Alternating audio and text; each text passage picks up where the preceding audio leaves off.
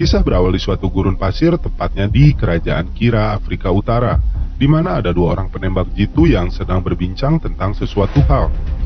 Sepertinya mereka berdua sedang menunggu targetnya melintas. Tak berselang lama, dua buah mobil pun melintas dan kedua pria ini bersiap melakukan serangan. Salah satu penembak jitu itu pun menembak ban salah satu mobil yang menyebabkan rombongan mobil tersebut harus keluar dari mobil mereka. Dan saat target utama muncul, si pria satunya yang bernama Gon menjadi ragu untuk menembaknya. Seluruh kota merupakan tempat bermainnya hati, suasananya. Scene kembali berawal di sebuah ruangan di mana sepertinya sedang diadakan pencarian bakat untuk menjadi seorang figuran. Di sini terlihat Gon sedang tampil dalam ajang pencarian bakat tersebut, hingga akhirnya muncul sang keponakan sambil menangis dikarenakan Gon mengalami cedera saat melakukan atraksi. Gon menjelaskan pada para juri bahwa ia harus membesarkan keponakannya tersebut dikarenakan sang kakak mendadak meninggal dan pada akhirnya ia terpilih menjadi salah satu figuran tersebut. Adegan selanjutnya berada di suatu ruangan rapat di mana tiga perusahaan sedang melakukan presentasi untuk mendapatkan suatu proyek pengadaan pesawat tempur negara Korea. Perusahaan ini adalah Dynamic System, John and Mark, dan yang satunya bernama Flying Europe. Kembali ke Gon yang sedang mengemudikan taksi dan berbincang dengan temannya di dalam taksi tersebut. Ternyata Gon sudah tidak lagi bekerja sebagai seorang figuran dan Hon, sang keponakan, tidak mengetahuinya. Gon pun meminjam uang kepada temannya tersebut untuk membayar tunggakannya. Namun Hon yang penasaran akan jawaban sang paman di telepon, memberanikan diri menelpon ke tempat kerja sang paman dan mengetahui bahwa sang paman sudah berhenti bekerja menjadi figuran di tempat tersebut. Sang paman yang mendapati surat undangan dari sekolah keponakannya di saat makan malam, memaksa Hon agar ikut dalam undangan demo taekwondo yang diadakan di Maroko. Namun Hon yang mengetahui sang paman sedang kere alias tidak punya uang, menolak untuk ikut serta dalam tur sekolahnya tersebut. Surat undangan tersebut ialah surat undangan untuk demo taekwondo yang diadakan oleh pemerintah Maroko, di mana yang bertanggung jawab pada kegiatan tersebut bernama Go Heiri. Siapa Go Heiri ini akan kita ketahui sesaat lagi cuy. Scene kembali berpindah ke kedutaan Korea di Maroko, di mana seorang wanita yang bernama Elsa alias Go Heiri ini memasuki sebuah ruangan, di mana di dalamnya ada beberapa orang yang sedang melakukan meeting alias rapat. Dengan cueknya Go Heiri, atau yang dulu saya biasa panggil si Riri ya. Riri ini menyapa para peserta rapat padahal rapat telah usai. Lalu telepon Riri pun berdering dan ia mengangkatnya.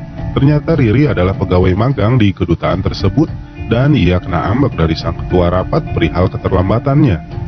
Saat semua peserta rapat sudah keluar ruangan, dengan gesit Riri bergegas mengambil MMC Vigen KW 16GB dari balik foto yang terpajang di ruangan tersebut.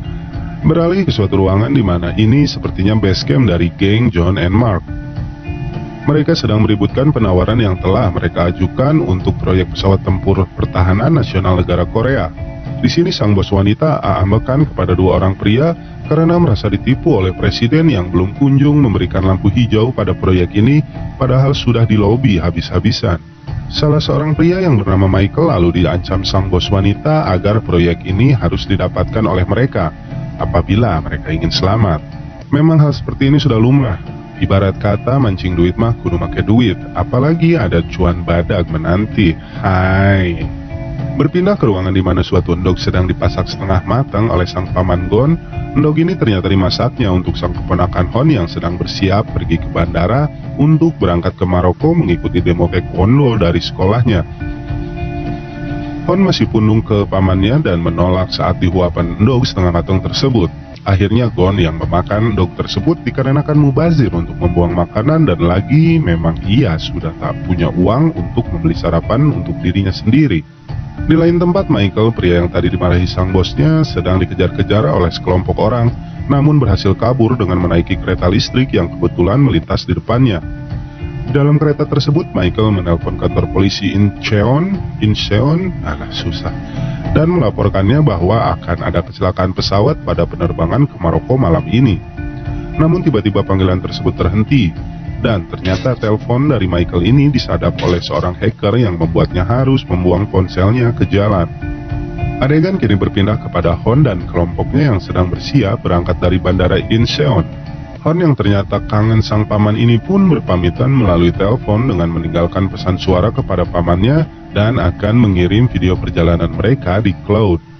Michael yang tadi gagal menghubungi pihak bandara kini kembali menghubungi pihak bandara melalui telepon umum untuk memberitahukan akan ada bom di pesawat B357 ke Maroko dan meminta menghentikan penerbangan tersebut. Belum sempat menjelaskan lebih lanjut, Michael pun dipenyeng oleh seseorang yang tak dikenal dari arah belakang yang membuat sambungan telepon kembali terputus. Tiba-tiba alarm kebakaran di ruangan tersebut berbunyi, dan wanita yang tadi menerima telepon dari Michael pun kembali menelpon seseorang untuk melaporkan kejadian tersebut. Namun di tengah kepanikan tersebut, ia disuntik sesuatu oleh seseorang yang melintas yang menyebabkannya jatuh ke lantai sebelum sempat melaporkan tentang dugaan adanya teroris tersebut. Hon yang sudah berada di dalam pesawat tiba-tiba ditabrak oleh seorang pria yang duduk di bangku belakangnya. Lalu diperlihatkan adegan di dalam kokpit di mana co-pilot sedang menerima panggilan mencurigakan dari seseorang dengan menggunakan bahasa Spanyol. Kembali ke Michael yang sedang berada di dalam mobil bersama seseorang yang tadi menculiknya. Orang misterius tersebut memberikan pistol ke tangan Michael dan menembakkannya ke kepala Michael. Setelah menembak Michael, ia pun keluar dari mobil tersebut dan menghampiri mobil lainnya yang sepertinya ada seseorang yang sedang menunggunya di dalam mobil tersebut. Adegan beralih ke Riri, mantan saya, yang kini sedang digoda oleh rekan kerjanya Kim Ho-sik yang memang tidak setampan mamang dan sekaligus memberitahukan bahwa Badan Intelijen Korea atau BIN telah menangkap bos mereka di konsulat karena menyelundupkan Sinte. Setelah berbincang ngalor ngidul cukup lama, akhirnya Riri pun pergi meninggalkan rekan kerjanya. Sebagai informasi, Riri ini adalah Haeri yang menjadi penanggung jawab tim Taekwondo Hon di Maroko. Saat Riri tiba di tempat tinggalnya, Riri terlihat sedang menelpon seseorang dari dalam kamarnya.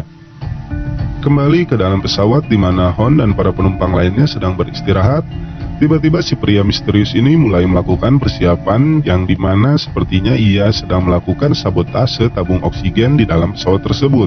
Tak berselang lama pesawat pun meledak dan membuat lubang besar di dalam kabin pesawat. Pesawat pun mulai oleng dikarenakan salah satu mesin pesawat tersebut meledak. Akhirnya pesawat yang ditumpangi Hon dan kawan-kawannya pun kembali meledak saat masih berada di atas udara.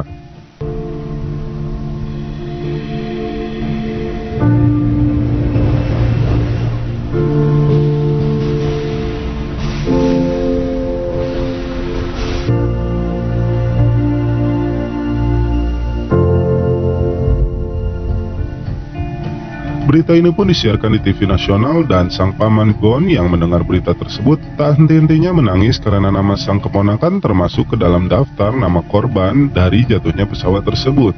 Presiden Korea langsung memberikan tanggapan dengan melakukan konferensi pers dan turut berbela-sungkawa atas tragedi tersebut. Para keluarga dari korban pesawat jatuh itu pun mengamuk saat perusahaan Dynamic System melakukan konferensi pers terkait kecelakaan yang dimana menggunakan pesawat dari perusahaan mereka. Para keluarga korban ini lalu diterbangkan ke Maroko untuk melakukan pemakaman massal dikarenakan jasad dari para korban yang sulit ditemukan di lokasi kecelakaan pesawat tersebut. Di sini kembali Riri menjadi pemandu mereka selaku perwakilan dari konsultan Korea di Maroko. Saat Gon berada di toilet tanpa sengaja, ia melihat pria yang berada satu pesawat dengan pesawat yang ditumpangi Hon, keponakannya yang mengalami kecelakaan.